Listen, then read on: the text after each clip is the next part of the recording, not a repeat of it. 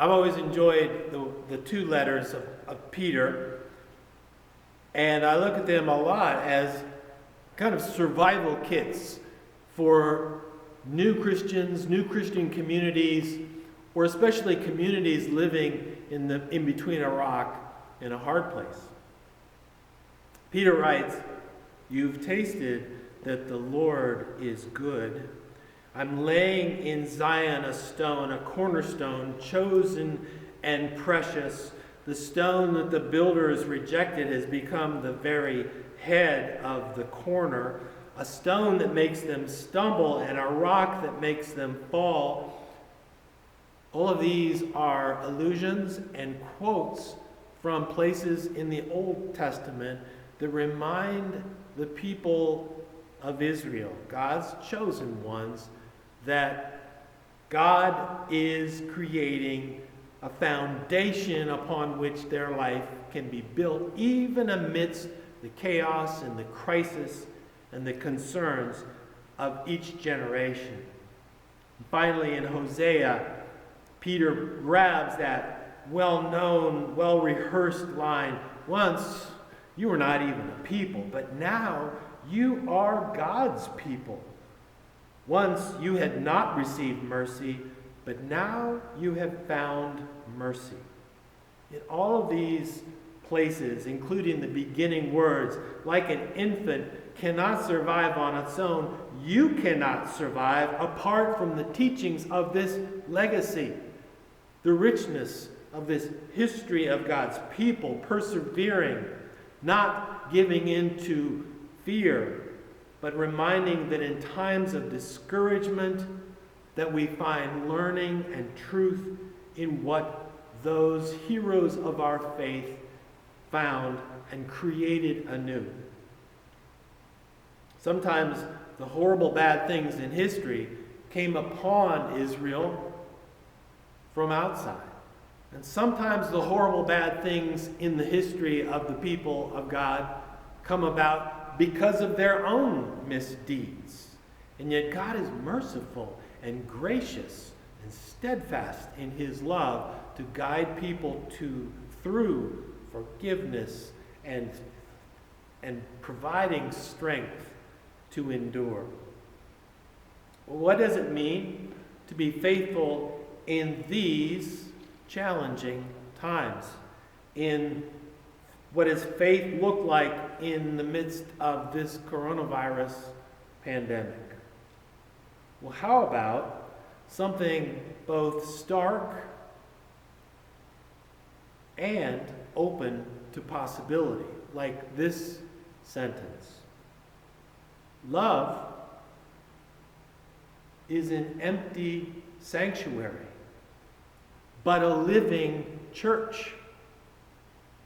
There's a starkness to that, but there's an open possibility in that as well. I've never seen in my life as a Christian so much creativity and energy bursting forth in the church, trying to find new pathways to be faithful, to be God's church.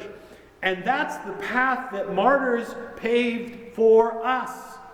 We are going to continue to be faithful, love and grace for the church, love and grace for our persecutors, love and grace for those that are defiant, love and grace for the contributors as well as the detractors of all of the different expressed ways, expressed truths, and expressed ways of living out life. Nowhere in the New Testament is there a call to go to church. Always there is this call to be the church.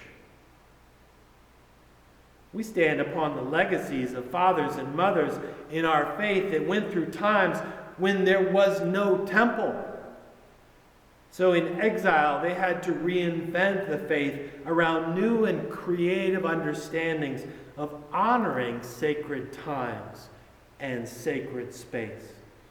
The Old Testament is pretty much, you can summarize it with the themes of Exodus and exile and returning different In the New Testament, we could summarize with the experiences of the cross and the resurrection, and then the formation of the new community filled with the Spirit of Jesus. Gentiles are welcomed as equal friends of Jesus. There's a new spirit. There's a new mission from the Old Testament focus on a centrifugal force that swirled around towards Jerusalem to a New Testament force, centripetal, that came out from Jerusalem and spread throughout all of the world, going out with the force of love and grace. So these are words of comfort in a moment of great uncertainty.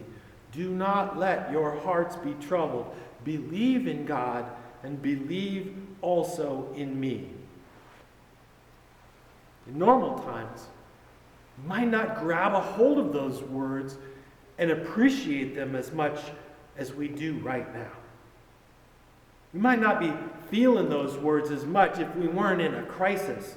But life between a rock and a hard place finds us with ears to hear those words that break into this weight of grief in our hearts. No one wakes up and says, I choose fear. I'm going to be a ball of anxiety today. No. Jesus is saying, you're not alone. In moments of great anxiety, prophets and psalmists and people look to what God had done. We're not the first people to be in this predicament or this place. We're not even if there are things that we've actually contributed to bringing upon some of the situation that we're in. In fact, I know in the last words in the chapter 14 in John, that Jesus is giving his disciples words of hope, words of comfort, words of promise of his return, and also words of empowerment. You will do even greater things. So how, when we have this Jesus, in this relationship with the way and the truth and the life, how can we choose anything but joy? God bless you this day, this Mother's Day, as together we pledge to be the church in the midst of our community. Amen.